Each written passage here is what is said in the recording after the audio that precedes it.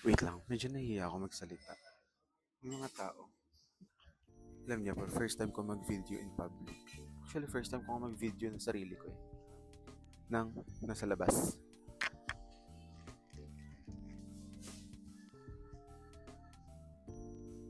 Kailangan yung haluin ng sobra para malahalo yung sea salt sa hojicha.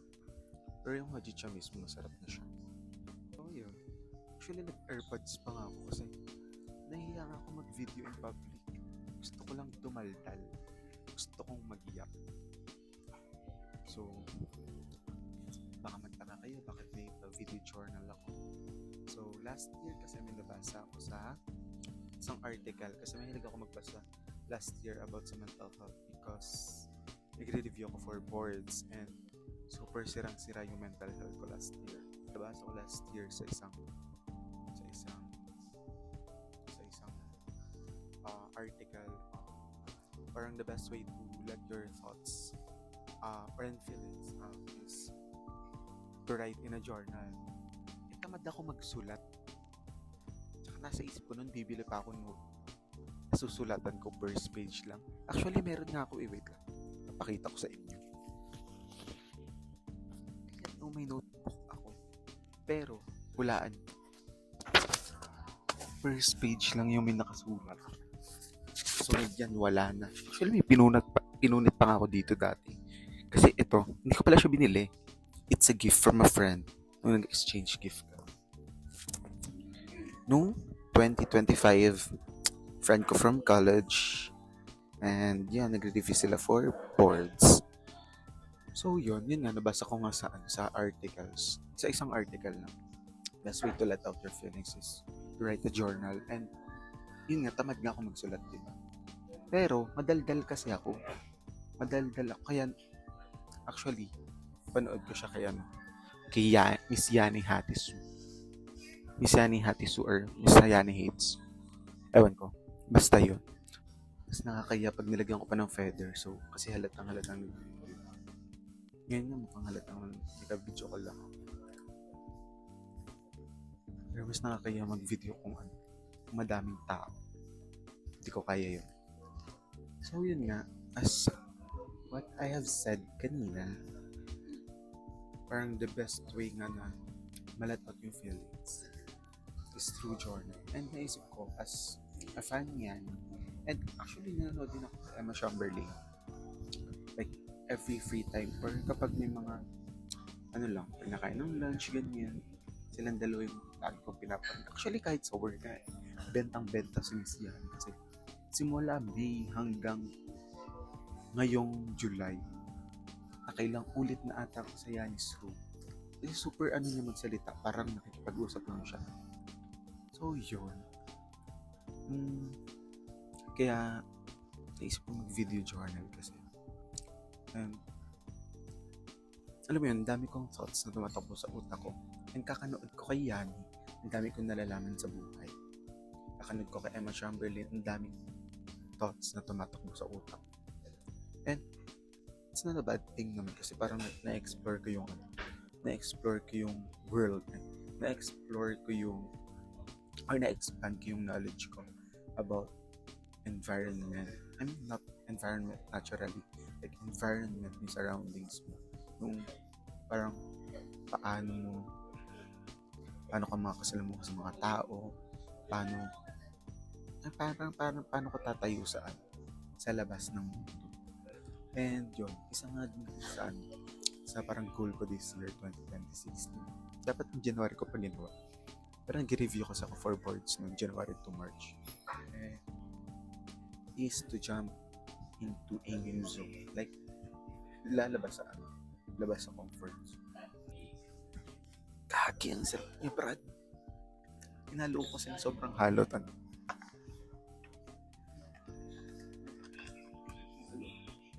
Halong-halo siya.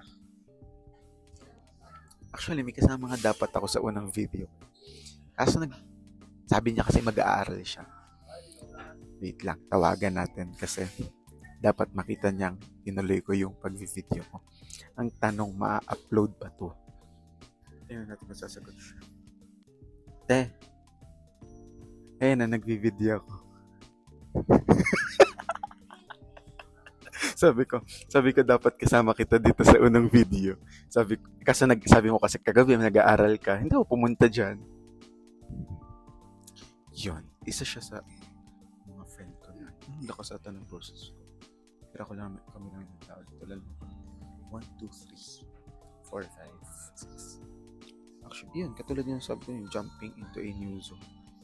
Ano na yun, kasama na siya dun sa parang New Year's resolution ko nung ngayon 2026. Hindi ko nga siya magawa noong January to March, di ba? Kasi nga nag-take ako ng boards. And yes, I passed the board exam. I'm already a licensed civil engineer and already working here at Makati. Pero nakakapagod din. Ang hirap mabuhay mag-isa. Salamat ko na lang talaga may mga kaibigan ako dito sa Manila. Sa QC, Espanya. May natatakbuhan ako. Lalo na nung kasagsagan ng brownout. Yung time na yun, ate ko, 11 PM lang kami, walang kuryente. Takbo ko pa Espanya. Panas kayo. Wala napitugtog bigla. Naingayan ata sa akin. May ba ako? May na lang naman yung Actually, amats ko nga din yung umikot-ikot ng coffees kasi rin ang ginagawa ni Yani sa Sunday. Kasi hindi ko kaya mag-video sa bahay kasi naka-condo sharing lang. Tsaka yun nga, masyado kasing nabug yung mental health ko nung review. Kaya naisip ko nun mag-journal. Hindi nga ako nagsulat, di ba? Actually, hindi ako diagnosed. Pero, alam niyo ba, I tried to schedule an appointment sa PGH nung Feb kasi sobrang lala ng mental health ko kasi nag-review ng followers. Brad, binigay sa akin schedule June 19. Tatrabaho na ako. No work, no pay ako. Ko pinuntahan. Pero hindi yun yung dahilan. Okay lang sa akin no work, no pay kasi na-absent din ako. Pero hindi ko siya pinuntahan kasi natakot pa din ako makipag-usap sa professional.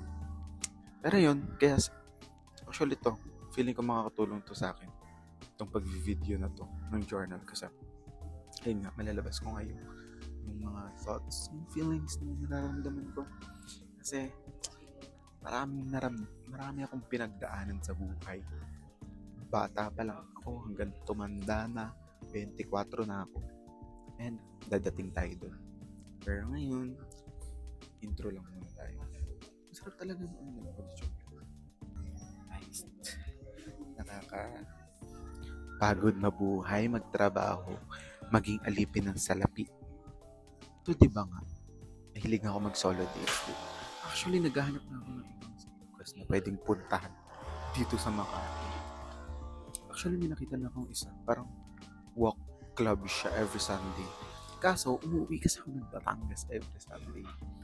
Kasi, sabit ng Sabado, napakalungkot ng araw ko. Actually, nung one time na hindi ako umuwi ng Batangas, pumunta lang ako sa Silver Lens Gallery. Actually, ang ganda din doon. Wait lang, check ko if may photos pa. Kasi nagpalit ako ng phone. So, nawala ng mga photos ko from Silver Lens. Pero try natin check if ma-retrieve pa natin. Ayun, pumunta akong Silver Lens. Last punta ko dun 2024. Gallery pa lang siya. Pero, nalaman ko kay Han and kay Jelamak na meron na silang cafe. So, yun, nung ka-time ako na nandito ako ng weekends, pinuntahan ko. And, ang sarap ng kape nila. Wait, try natin hanapin. Yung coffee. I think nakapost yun sa Instagram. Ayan siya, oh. Kita niyo. Ayan. Basta yan yung overview ng cafe nila. Parang dadaan ka muna dun sa gallery nila, sa art gallery. Then, saka punta dun sa parang Silver Lens Den, if I'm not mistaken. Yun yung tawag nila. And maganda. Maganda din sa gallery kasi ang alam ko may from time to time, napapalitan yung yung exhibit doon. And nakalimutan ko na kung ano yung exhibit or kanino exhibit yung nandun ngayon. Pero puntahan nyo na lang. Pero di ko alam kung yun pa din yung exhibit kapag na-upload ko to. Kasi nga, ang tanong natin is, i-video lang ba natin to or i-upload? Kasi nga, nahiya tayo mag-share ng vids online. And syempre, wala naman akong audience. Wala akong audience. Kasi isang hamak na civil engineer lang naman ako. And hindi naman ako content editor, hindi ako vlogger. So, wala akong audience. Pero, isa kasi ako parang someone na hindi pa na-figure out in life. And I think yun yung target market natin. Kaya parang samahan niyo ako mag-explore ng life. Parang samahan niyo ako lumabas ng comfort zone. Yung dumating na bagong taon, nahiya ako. Kunwari may ka-video ko lang ulit. Nakaya pala talaga mag-video on public. Kaya parang nagagawa ni na Jella Mac, ni na Miko, Miko Ella, ni na Rosie. Galing nilang mag-video on public. Si na Isabel, si na Migs, yung jowa. Actually, ang astig ng dalawang yun, mag-jowa yun kasi mag-jowa sila. Pero, parehas silang may solo dates din. Actually, isang araw nakita ko yung video. Parang, after mag-solo date ni Isabel, after din mag-solo date ni Migs, then magkikita sila after. Lang. Cute lang. Alam niyo ba, yung binabasa kong libro ngayon, itong kalahating bahaghari ni Ricky Lee. Nung nakuha ko siya sa Ace of Queer Library.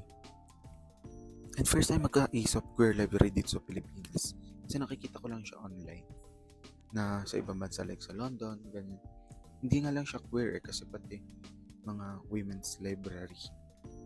And patapos ko na siya kasi nasa ikalawang bahagi na ako. Pero yun yung kasing problema ko.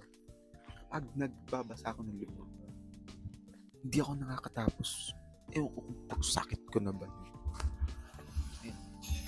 Actually, hindi nga ako ma-annotate sa mga books. Pero mahilig ako magtupi. Kapag may mga parts na try natin mag-open ng isa. Yun ang problem. Kasi nga, tinutupi ko lang. Wala akong palatandaan kung bakit ko siya tinupi.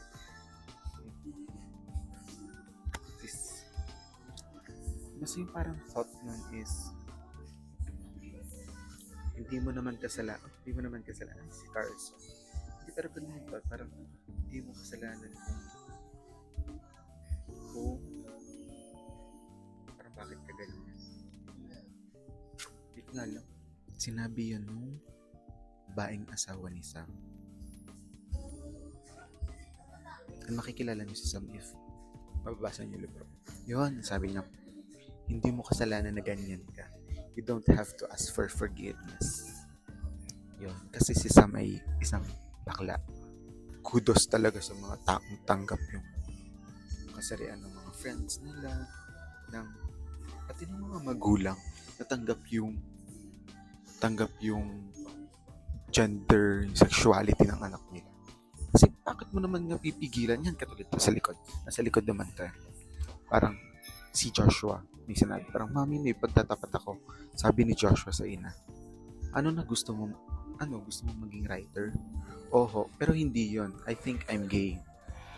Tapos sabi nung nanay, ano pangalan ng nanay dito? Hello? Si Sally ba? Oo, si Sally ata. Oo, si Sally. Ano naman ngayon, gay ang Lolo Jim at Lolo Dale mo. Trans ang Auntie Rich mo. Queer ako. At ngayon, gay ka. Nagunaw ba ang mundo? Diba? Sobra. Ang ganda ng libro nito kasi nag-start siya ng 1970s. Sige, check natin. 1970 hanggang present. So, parang generation siya na parang generational problem siya when it comes to sexuality. Parang every generation ng family nila may queer. And iba't ibang gender and sexuality sila din. Iba't ibang klaseng hardships yung naranasan nila. Kaya, kaso ang problema dito, ewan ko nung ako nagbasa. Binabasa ko siya every lunch sa work ko. Ang hirap niya i-grasp kasi every chapter, hindi ako makamove on sa isa kasi parang kailangan mo siyang idamdam, need mo siya namnamin. Tsaka need mo mag-reflect after ka banata. Kaya kalahating bahaga rin. Nakuha ko siya sa queer library. First time ko magbasa din ng Tagalog or Filipino na ay, di pala ako nagpakilala. Gago. Ilang minuto na yung video ko. Ngayon ko naalala magpakilala. Kasi nga nahiya nga ako magsalita kanina, di ba? Ngayon medyo makapal na mukha ko kasi ilang minutes na ba ako nandito? Mga 30 minutes na ata ako nandito. So, di ba? Medyo makapal na mukha ako mag-video. And di siya naman wala na rin akong pakialam if tingnan ako ng mga sa paligid. Pero nasa cafe kasi, ang hindi ko pa kaya is yung mag-video in public. I mean, hindi ko naman siya goal. I mean, hindi ko goal mag-video in public, ganyan, or content creating. Wala. Gusto ko lang talaga gumawa ng video journal. Kasi hindi ko pa alam kung i-upload ko to, diba? Hindi ko pa alam kung i-edit ko ba to. Basta yun. Hindi ko alam kung ito yung una kong i-upload o kapag nag-video kami ni Jam. Yun yung una ko i-upload. Bahala na. Tingnan natin. Sarap talaga niya, gagi. Yun lang yun din yung ayaw ko sa bahay. Sa bahay ako gagawa. Kasi hindi ko ma-achieve yung lasa ng mga nasa cafe. So yun, hindi na ako nakausad. Sabi ko tatapusin ko na itong video na thing. So yun. Ay hindi, sabi ko pala magpapakilala ako. Hindi na ako magpapakilala. So, yun na yan. Johnson Barnby Amanda, a registered civil engineer, recently passed last March 2026. And nagtrabaho agad kasi nga alipin tayo ng salapi, diba? So yun, I'm working here sa Makati. And yun, actually isa nga din yung sa gusto kong pag-usapan kasi noong una akala ko kapag nag-work ako sa Makati parang lang, alam mo yun, fantasy na sa Makati siya nag-work tapos everyday walkable ganyan, or every weekend sa Sado Market tayo ganyan.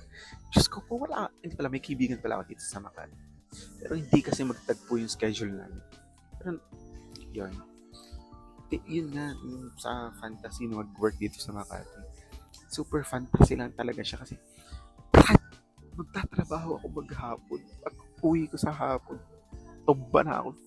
Minsan di na ako nakakapag-dinner. And yun, actually isa pa sa nabasa ko na parang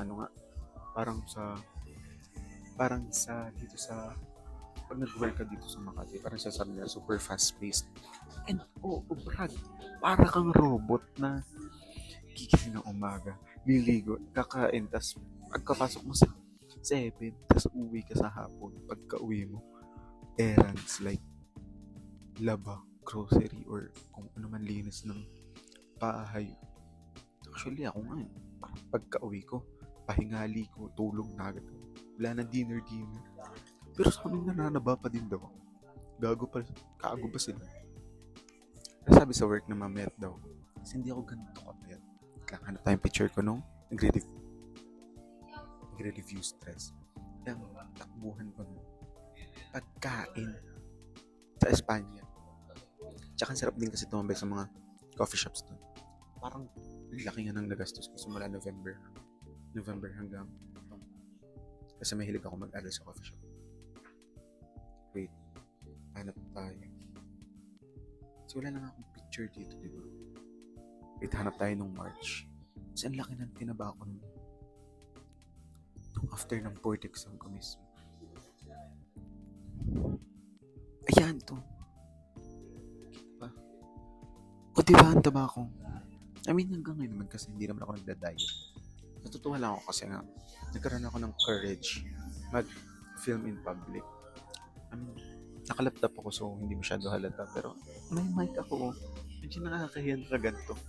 Parang film vlogger naman talaga siya. And yun, hindi, goal ko lang din kasi talaga yung may magkaroon ng safe space na papaglabasan. Though may mga friends naman ako nakikinig sa drama ko. Pero may mga trabaho na rin kasi halos yung pinaka napapagsabihan kong ano, nasa field ng med. Ang hirap hagilapin, Brad. Pag nauwi ako ng Batangas, di rin kami nagkikita. Yes, I miss you, friends. Kaya tutuwa talaga ako na may mga friends ako dito sa Manila kasi pag kailangan ko ng kasama. Or kapag gusto kong tumambay, ganyan. Minsan isang chat ko sa kanila, ganyan. Lalo kay Jam. Kasi ako kasi dumadayo kasi nga nag-review siya. Ayaw kong hassle sa kanya. So, siguro hanggang doon na lang muna. And wala pa din akong naisip na ano, like closing remark. Closing remark. Ayan, speech. Parang naisip ko kanina sa work. Kasi minsan wala akong ginagawa sa work, di ba? So, kung ano-ano pumapasok sa isip ko. Tapos kanina nag-isip ako, anong sasabihin ko sa dulo ng video? Like, parang, ay, samahan niyo ako mag-explore. Basta yun. Hindi, mag-iisip pa ako ng iba. Pero, siguro ano na lang muna. Parang tara, samahan niyo ako mag-explore at lumabas sa comfort zone. Yun na lang muna. Kasi yun naman yung gagawin ko. Talaga. And, yun. And, wala naman akong kailangan pang sabihin. And, hindi sabi ko pangalan ko ba, Johnson Borgeo. Pero, nickname ko talaga Sen. Sen lang. Kasi yun naman yun yung tinawag sa akin nung college. And, yun yung pinaka-maikling way para tawagin ako. Actually, sa work nga, tawag nila sa akin JB. Pagtawag, Sir JB? Sir JB. Super strata. Super straight. Yun. Pero sabi ko kasi, iba yung personality ko sa work. Actually, introvert talaga ako.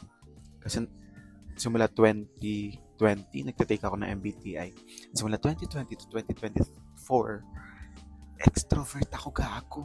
70% ata ako extrovert. Pero nung nag-review na ako for board examination, kasi sa school namin simula January, nag-review na kami last year. So, 1.5 year kami nag-review. Brad, last year, naging 57 yung introvert ko. Parang from ENTJ, naging INTJ. Tapos, ngayon, after board exam, take ulit. Gago, naging 70%. Di nakakatuwa yun. Pero yan, feeling ko naman ambivert talaga ako. Kasi, maano pa din naman ako sa ibang tao. Pero, may times din kasi na gusto kong pag-isa. Yan, katulad ng ganito. Di ba? Kaya kong mag-yap ng ulang mag-isa. Though, sa iba, baka kung maraming tao dito mukhang baliw. Pero, ilan lang naman tao dito. Tsaka di ko sila kakilala. Nasa Makati ako, taga Batangas. Walang nakakakilala sa akin. Judge nila.